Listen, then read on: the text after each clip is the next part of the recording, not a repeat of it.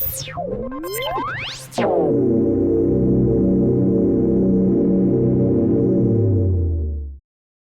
is your weekly report on corruption in the Philippine government.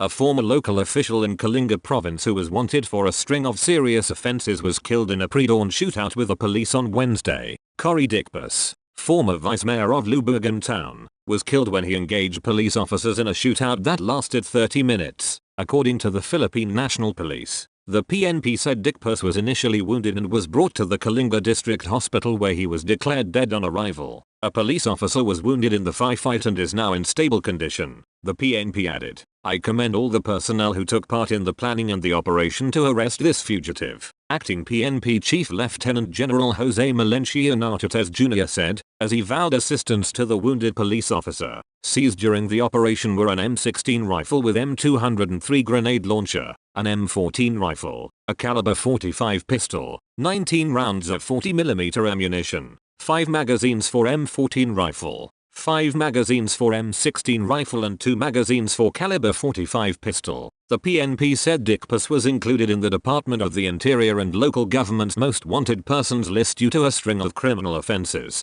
including the killing of 2 police officers. Dicpus served as barangay captain and vice mayor of Lubugan town multiple times. He once again ran for vice mayor in 2025 but lost. Malacanang on Thursday vowed accountability following the circulation of videos showing Russian vlogger Vitaly Zdorovetsky allegedly recording content while in detention. Palace press officer Claire Castro said the vlogger had been detained at a Bureau of Immigration facility, adding that some of the videos may have been recorded during the early stages of his arrest. 3 immigration officials were removed and several cell phones confiscated, Castro told Palace reporters. But if there are others involved, this will be investigated, and those abusing their positions will be removed, she added. Castro said the palace coordinated with the BI to ensure proper procedures are followed in detention facilities and to prevent lapses in protocol. She said the investigation will continue until all lapses are addressed and appropriate measures are implemented to prevent recurrence. Zdorovetsky on Wednesday posted photos and videos showing himself inside the BI's warden facility at Camp Bagandiwa in Taguig City. The vlogger has since been deported to Russia after spending approximately 9 months in the country's detention facility following a series of incidents involving the harassment of Filipinos. Based on the Bureau of Immigration's deportation order, Zdorovetsky has been officially designated as an undesirable alien.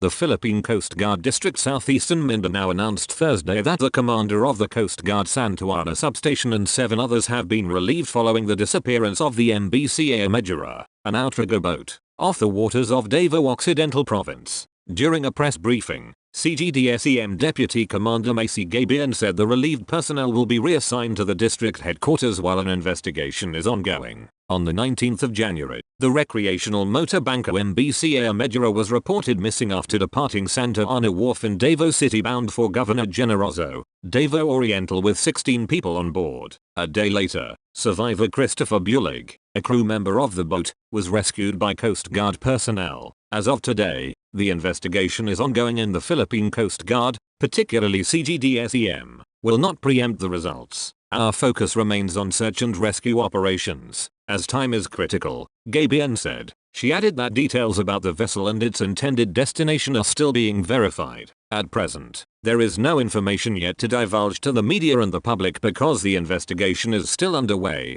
Gablan said. Now on its 4th day, search and rescue operations continue with the Police Regional Office Davao reaffirming its full support and coordination with the Philippine National Police Maritime Group, Coast Guard, and local disaster response agencies. In a statement, PRO 11 Director Police Brigadier General Leon Victor Rosita assured that all concerned agencies are exhausting all possible means to locate and rescue the missing passengers and crew. PRO 11 assures the public that all agencies involved are firm in their resolve to safeguard lives and uphold public safety, Rosita said. Meanwhile, the PCG has deployed its Britain Norman Islander to take part in the 4th day of the search and rescue operations. Gabian said the aircraft flew from Manila and refueled in Cebu. The twin-engine propeller aircraft with tail number PCG-251 flew past this city en route to the vicinity of Sarangani Island at 12:45 p.m. Thursday. PCG-251 is primarily utilized for surveillance, search and rescue,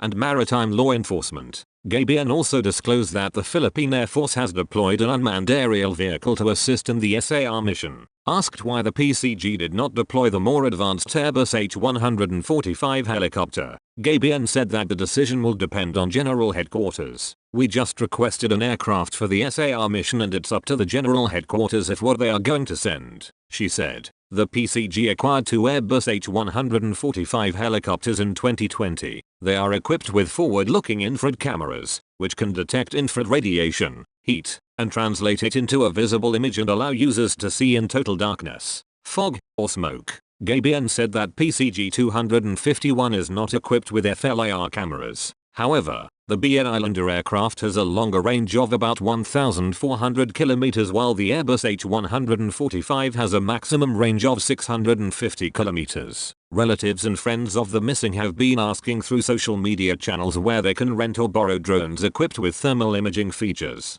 The request has been making rounds in social media pages since Wednesday. The PCG said that the coverage of the SAR mission has now shifted towards the international waters, more particularly along the borders of Indonesia. Lieutenant Commander Jerome Brian Moring, spokesperson of the Naval Forces Eastern Mindanao, said they are now coordinating with their Indonesian counterparts in ongoing SAR operations. The PCG said that there were 16 people on board as one of the passengers was not listed in the manifest. Police are pursuing a gang of 6 persons who allegedly shot and killed a young government employee of Mid-Salip Municipality, Zamboanga del Sur Province last Monday, the 19th of January. The 25-year-old employee, whose identity was withheld, succumbed to a lone bullet wound in the head after 2 days in a coma. The suspects, including a woman, confronted and killed the victim in Purok 4, Barangay Pisampongan, Mid-Salip. 2 persons who were in the area when the shooting occurred were unharmed. Police recovered a single spent shell from a 12-gauge shotgun at the crime scene. A manhunt operation is underway against the suspects. A 49-year-old municipal government employee was shot dead by a vendor in Barangay Bukal here on Tuesday morning. Police identified the victim as Mike. Investigation said the victim was sitting on a motorcycle and talking to a companion when the suspect Ron, 38, arrived on a tricycle, disembarked, and shot Mike using a caliber .45 pistol. The suspect fled on foot and lawmen recovered 5 fired caliber .45 cartridge cases and a black holster. Follow-up investigation and manhunt operations are ongoing.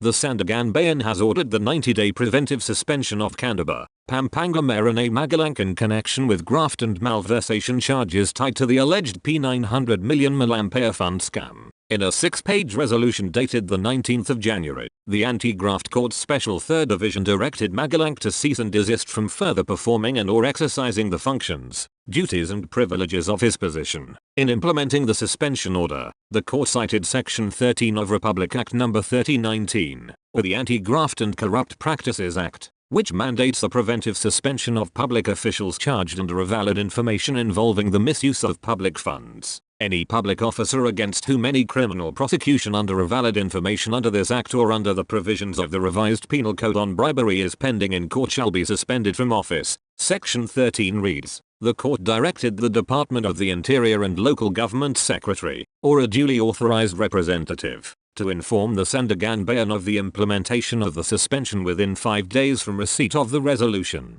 Magalang is among the co-accused of former Budget Secretary and Camarines Sur Representative Rolando Andair Jr., who face 97 counts each of graft and malversation of public funds in connection with the Malampaya Fund scam. The case was filed in 2017 and stemmed from Andair's alleged role in the 900 million pesos Malampaya Fund anomaly, which involved the supposed diversion of government funds intended for typhoon victims to bogus non-governmental organizations linked to convicted pork barrel scam mastermind Janet Lim Napoles. In the same year the case was filed, Magalang posted a reduced surety bail bond for his provisional liberty, which was subsequently approved by the court. He pleaded not guilty to the charges against him during his arraignment on the 23rd of February, 2018. In 2009, Andair allegedly authorized the release of the funds for relief, rehabilitation and reconstruction efforts following Tropical Storm Ondoy and Typhoon Pepin, but prosecutors said the money was instead funneled to 12 NGOs allegedly controlled by Napoles.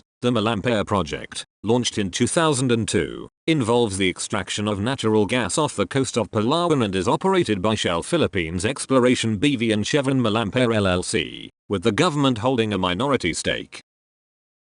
Criminal and administrative complaints were filed against the mayor of Mandawi City for alleged unlawful appointments of 2 incumbent barangay officials. The Office of the Ombudsman for the Visayas was asked to preventively suspend Mayor Thadia Jonquiano while he is being investigated for alleged grave misconduct and conduct prejudicial to the best interest of the service. Also named respondents in the complaints were Ian Negredo Ariaja and Renalinda Guzman Castro, barangay councillors in Compostela Town, Cebu. The complaints were filed on Friday, the 23rd of January, by radio commentator and international boxing judge Edward De La Chena Ligas. The complaints cited violations of Section 3E of Republic Act 3019 and lawful appointments under Article 244 of the Revised Penal Code, and administrative offences of grave misconduct and conduct prejudicial to the best interest of the service. Ligas said Auano approved a contract of service for Ariaga as administrative specialist from the 1st of August to the 31st of December, 2025, with a monthly salary of 21,448 pesos. During this period, Iraja served as an incumbent Kagor councillor of Barangay Cogon and performed continuing administrative duties under the city administrator's office. The second complaint stated Castro, an incumbent Kagor of Barangay Poblacion, was appointed as an accounting specialist under a COS for the same period, with a monthly salary of 20,110 pesos. Castro's duties included maintaining financial records, verifying procurement documents, and preparing reports for audits under the city legal office. Ligas alleged that Auano acted with evident bad faith or at least gross inexcusable negligence by approving the COS arrangements despite clear legal prohibitions on dual employment and double compensation for elective officials. Ligas said hiring them is considered as a circumvention by contract to allow them to hold city positions while receiving public funds. Auano said he expected the complaints filed by Ligas. The mayor noted that Ligas also filed a complaint against his sister, Mandawi Lone District Rep Lollipop Auano Dizon. Ligas sued the lawmaker and her husband, Barangay Opeo, Mandawi Captain Nixon Jojo Dizon, for alleged plunder, violations of the Anti-Graft and Corrupt Practices Act, and falsification of public documents, including statements of assets, liabilities, and net worth.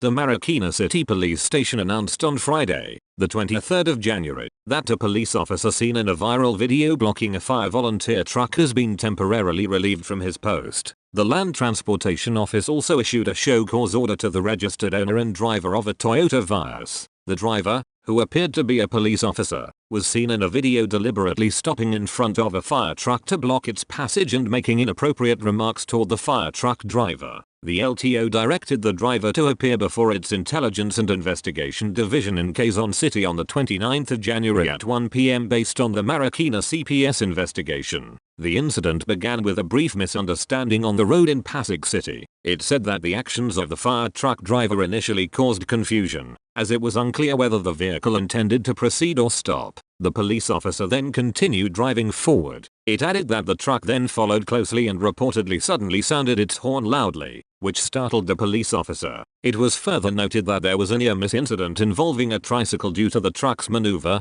it said. Authorities said the situation quickly de-escalated and later ended in a brief conversation between the parties. The police officer and the owner of the volunteer fire vehicle have since reached an amicable settlement. The parties also requested the removal of posts related to the video to put the matter to rest. The owner of the truck personally reached out to apologize on behalf of his driver and expressed willingness to resolve the matter peacefully. Both parties were brought together, and all involved agreed to put the incident to rest and requested the removal of posts related to the video, authorities said. However, in line with accountability and in adherence to Philippine national police policies, the involved police officer was temporarily relieved from his post, reassigned to the substation, and later designated to the station headquarters support unit. He has also been directed to submit a written explanation to determine if there is enough basis for a possible pre-charge. Despite the amicable settlement between the parties, the LTO has also placed the vehicle under alarm status and suspended the police officer's driver's license for 90 days. In a statement,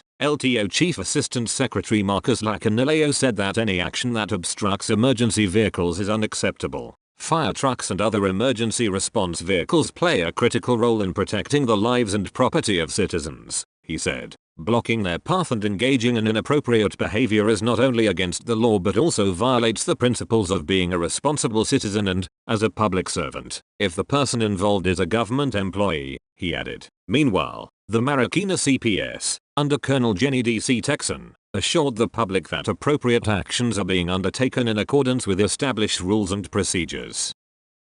The mayor of Sheriff Aguac, Maguindanao del Sur, survived an ambush at 6:30 am today, Sunday, the 25th of January, but 2 of his escorts were hurt, his executive assistant said. Anwar Kitimbloa, executive assistant of Sheriff Aguac Mayor Ahmed Mitra Ampachuan, said the mayor was safe after his black Toyota Land Cruiser was ambushed along the road of Barangay Poblacion in Sheriff Aguac town of Maguindanao del Sur. It was the 3rd time that Ampachuan had been ambushed and survived. His backup vehicle, a Toyota pickup, was also damaged after it was hit by bullets. Imblo said 2 of the mayor's security escorts were slightly injured. He added that police had killed the 4 perpetrators during the hot pursuit operation along the national highway in Sheriff Aguac. The suspects were on board a white Suzuki minivan, KAO 9462, when they carried out the ambush against Ampachuan's 2-vehicle convoy. Imblo said police found high-powered firearms from the suspects' vehicles. Police arrested an employee of the Department of Environment and Natural Resources Environmental Management Bureau for alleged extortion and an entrapment operation in a gasoline station on Saturday afternoon, the 24th of January, in Barangay Ugad, Cabagan, Isabela. The suspect was identified as Mona, 35. She was apprehended following complaints from businesswoman Neela, 56, owner of the gasoline station. Recovered from Mona were the marked money and a mobile phone. Mona allegedly demanded money from the victim multiple times. The victim had been under severe stress due to Mona's activities, prompting her to report her to authorities. Major Merwin Villanueva, Cabagan police chief, said that victims of extortion should immediately seek police assistance to prevent further stress and harassment. The suspect was taken to the Cabagan police station for proper disposition. A 59-year-old barangay councillor was shot dead in Purug Punshan, Barangay Santa Rosa, Murcia, Negros Occidental on Monday morning, the 26th of January. Police identified the victim as Kagorjo of Barangay Santa Rosa. Police Captain Hanila Barrow, Murcia police chief, said the victim had just alighted from a car when a man appeared and shot him in the head. The victim came from a cleanup drive in the barangay when he was killed at 10:25 am. He was declared dead in a hospital. The victim will be subjected to an autopsy to determine his injuries. Libero said that they have no lead yet on the perpetrator as witnesses are hesitant to provide information due to fear. He said the barangay official had not reported any threats before. Police are conducting follow-up investigation. Dismissal proceedings have been initiated against an absence without leave police officer tagged in the kidnapping of a businessman in Cabanatuan City, Nueva Ecija. In a statement Wednesday, acting Philippine National Police Chief Lieutenant General Jose Melencio Nartates Jr. said administrative and criminal cases will be pursued to their full extent against the unnamed police officer. The PNP has no room for people who think and act like the very criminals that we arrest, Nartates said. Authorities said the businessman was abducted at gunpoint from his warehouse in Barangay Capitan Pepe. The suspects later demanded 5 million pesos in ransom, but the police were able to rescue the victim in Barangay Bacadbayan on Monday. The police arrested the 49-year-old AWOL police officer, tagged as the mastermind who is also the victim's cousin, in San Miguel, Bulacan. Follow-up operations led to the arrest of 2 other suspects in Cabanatuan City and Palayan City, Nueva Ecija. Following the incident, Nartates ordered a nationwide validation of AWOL police officers, including the accounting of service firearms, and issued police identification cards. Meanwhile, Nartates commended the Parañaque City Police Station for their swift action in arresting a robbery hold-up suspect who victimized a Japanese tourist. The quick police response and the certainty of arrest of those who violate the law are best anti-crime measures, he said in a separate statement. The suspect, Ariel Alido, 49, was apprehended after allegedly attacking and robbing a 62-year-old Japanese who sustained injuries during the attack that occurred along Cavitex Access Road in Barangay San Dionisio, Parañaque City on Sunday. The Office of the Ombudsman has suspended a barangay official in Mandawi City over the delayed payment of honoraria to job order workers who were tasked with keeping the city clean. In a decision dated the 11th of December, 2025, the Ombudsman found Barangay Umapud Cagord Libertine J. Lumapus administratively liable for grave abuse of authority and oppression in connection with the non-payment of honoraria for workers in the barangay's Clean and Green program. Lumapus chairs the barangay's Appropriations Committee. Officials served the decision on Tuesday, the 27th of January. The case stemmed from a complaint that 5 job order workers had filed. They worked for Umapud from the 1st of January to the 30th of April, 2024, with a monthly honorarium of 5,000 pesos each. Yet despite rendering services during this period, their honoraria remained unpaid from January to the 20th of August 24. Case documents identified the complainants as Gemma Marta Ortega, Gurley Reyes Gabazon, Leah Gabazon Jimenez, Lima Sachisa Aragon, and Irvina Bachulan Cano. The decision showed that Lumapus declined to certify the availability of funds, citing the absence of appointment papers, oaths of office, approved daily time records, and concurrence from the Sangguniang Barangay. In her counter-affidavit, Lumapus said that her actions were in good faith and in compliance with laws and regulations, including Republic Act No. 7160 and Commission on Audit and Department of Budget and Management guidelines. However, the Ombudsman ruled that the complainants were job order workers and not appointed barangay officials who required the barangay council's concurrence. The decision further noted that funds for the honoraria had already been appropriated and that the barangay captain had verified the workers' services. The Ombudsman concluded that there was no sufficient basis to withhold the certification that the funds were available, which delayed the affected workers' honoraria. Lumapus was ordered to serve a 3-month suspension without pay. The complainants, who are lowly workers living from hand to mouth, were not paid the honoraria due to them from January to the 20th of August 24. She may, therefore, be held liable for grave abuse of authority oppression with an imposable penalty of suspension for 3 months without pay. Part of the ruling stated, the Ombudsman decision was signed by Carla M. Chavez Gonzaga, Graft Investigation and Prosecution Officer 2. Councilor Lumapus, in a message, confirmed that she received the decision. However, she will not comment on the merits of the case, out of respect for the ongoing proceedings. For now, I am consulting my lawyer as to the appropriate action. No further comment, said Lumapus. Clean and Green personnel and complainants expressed relief that they may already receive their payments. These personnel continue to work in the barangay despite the delayed honoraria for those 8 months. They received regular salaries starting the 20th of September 24 after the barangay council concurred. This brings us great joy because we endured this for years. By God's mercy, our prayers have been answered. We worked hard for this. While those officials were still asleep, we would be digging in the dirt,